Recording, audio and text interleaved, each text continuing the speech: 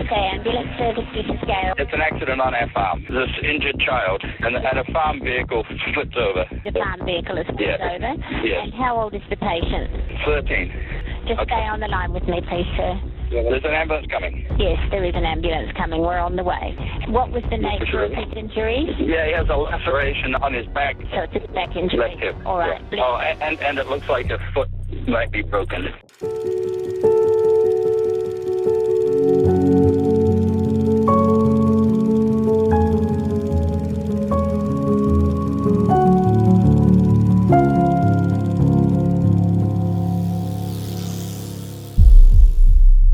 I was at my mate's place and we're driving around in his Gator, which is that sort of like motorised golf cart, trying to drift as teenage boys do. That's when it tipped and threw me out and pinned me under. It was a bit like a movie scene where my mate was like screaming and then my other mate took a bit of control over the situation and realised what had happened because there was a lot of blood coming out. So my mate Oscar, he actually took his jacket off and put some pressure down on the wound. And then my other mate ran about 2 k's back to the house so he could call his dad, Raymond. Ambulances arrived like 20, 30 minutes later. I think at the time I was checking into the hotel and the phone rang and I went in just to check in and then Tori took the call and then she came up as I was literally getting the keys and said, Jed's been involved in an accident, he's all right, but I think we need to go. So I recall when I first met Jed, he was in quite a vulnerable position. He had just been admitted to the emergency department of the Women and Children's Hospital, and it wasn't exactly clear what his main injuries were. We stabilised him in terms of making sure that his heart rate, blood pressure and other vitals were within acceptable limits before proceeding on to getting some imaging done of his pelvis and abdomen. And what that quickly identified was that he had a relatively unusual injury that was a combination of different mechanisms. With a pelvis that sits around here, you can either have a compressive force, an opening force, or a shear force. And it was quite clear from his imaging that it was likely a combination of all of those mechanisms. I actually thought I was going to faint when the doctors were explaining to me what was wrong, and usually I'm quite good with that sort of stuff, but I think because it was obviously someone a lot closer to home, I didn't handle it very well, to be honest. I was overseas. I remember finding out through Mum, I think, because Mum and Tori are good friends. Initial response was obviously quite sad and upset and worried for him, and especially being so far away. A little bit helpless. Considering we were so young, it was sort of hard to wrap my head around, I think, and not fully realising how close he was to not being able to walk again and even death. The most important thing for Jed at that time point was to make sure that he wasn't undergoing internal bleeding. So the most important factor there was to get a CT scan, which was helpful in terms of identifying both the fracture pattern and also identifying whether or not there was any chance that he could still be bleeding. Well, my first recollection was, what does it mean for their life beyond where they're at and how they're going to do sport and general life. There was issues around whether he'd be able to have children initially. So yeah, it was sort of hit us at that time. It became quite clear that his size was such that he wouldn't accommodate the standard plating techniques and screw techniques that we commonly use in adults. So it was decided at that time point to manage him with a combination of treatment options, which did not include surgery, which would be the standard for an adult. His type of injury was a combination of injuries, and what that meant was that we needed to consider fixation of the fractures to put the bones back in the correct alignment, and also traction, which isn't commonly used in adults but is the best option for shear type injuries, to pull the pelvis down into its original position.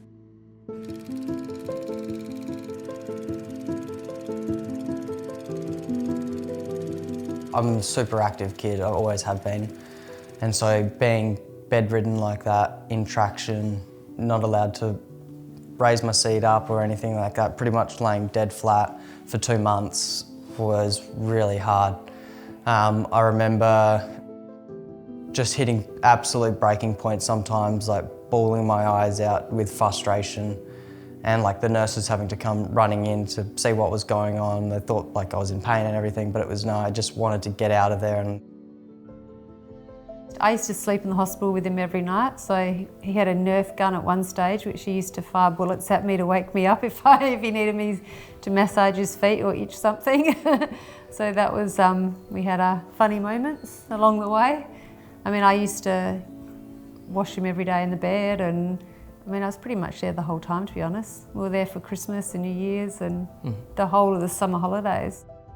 I think just being at that age, sitting still for that long, dealing with issues like having to scratch, issues of going to the toilet, just the personal resilience was enormous. He really coped with it without a lot of complaining. Like, I just literally was blown away with how brave he was. And I think that's played a big role in where he's at now and where he wants to go.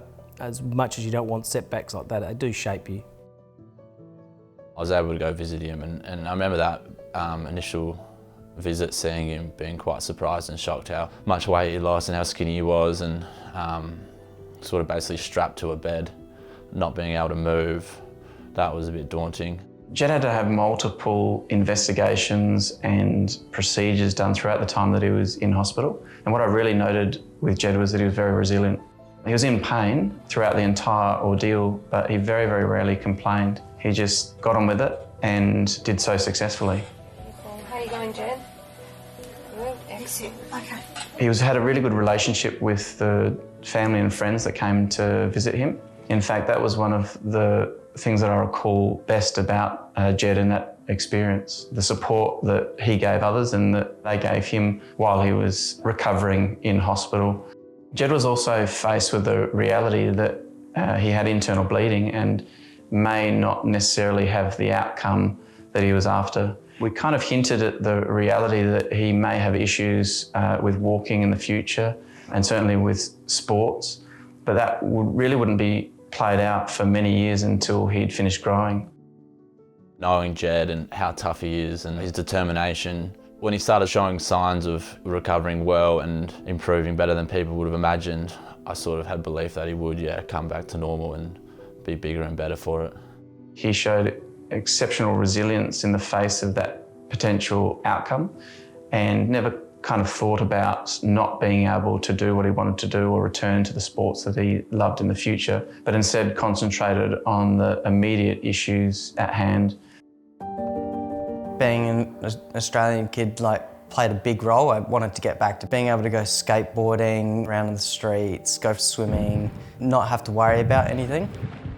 I think for me the biggest moments, or two posts, were watching him at a swimming carnival with crutches, not being able to walk, and then jumping in the pool and swimming in a freestyle event without using his legs and winning it, which was ridiculous, but not being able to push off at each end. That was highly emotional. And then his first footy game, purely just for knowing that we really felt that was unachievable. My first indication that he was going to be okay was when his mum sent me a video of him participating in the school swimming carnival with his pelvic brace on. I thought he'd be okay then. He certainly had the tenacity and the drive to return to sports, including football. I was somewhat apprehensive about the likelihood of him being able to play at the level that he used to, and certainly take any knocks or bumps effectively to the point where he wouldn't injure himself again. But he's shown fantastic resilience in the face of adversity and certainly been able to meet my expectations and beyond. The fear of not being able to run, walk, it sort of did scare me a lot. And so I think the path into long course triathlon, it was more like I just felt grateful to be able to do the 3 disciplines and do the sport normally, and to be able to see myself progressing within the sport was super rewarding. It's a really demanding endurance sport. It's probably one of the most demanding in the world, and I just loved the grind towards working towards it. I think it fitted in with my personality and characteristics. I just spent 4 months in Europe racing. I was lucky enough to race in south of France in Nice, and then went to a little country called Estonia and raced in the European Championships in Tallinn. But I really want triathlon to just allow me to push myself to the highest limits. The sport definitely allows me to overcome adversity. It's one of those sports where you really just have to grit it out, and in the toughest of times you're able to tap into the tough times you've been in the past. And I think if there was a sport that had to tap into that reservoir of determination and grit, Ironman type stuff requires that. So he's chosen a sport that probably suits where he's come from and what he's been through. So I sort of back him in that when things get tough, he'll find something, just purely because of the life experience he's had, because that's nothing to what he went through. He doesn't do things in halves. Once he's got his mind set on something, he does it. He's a pretty tough unit.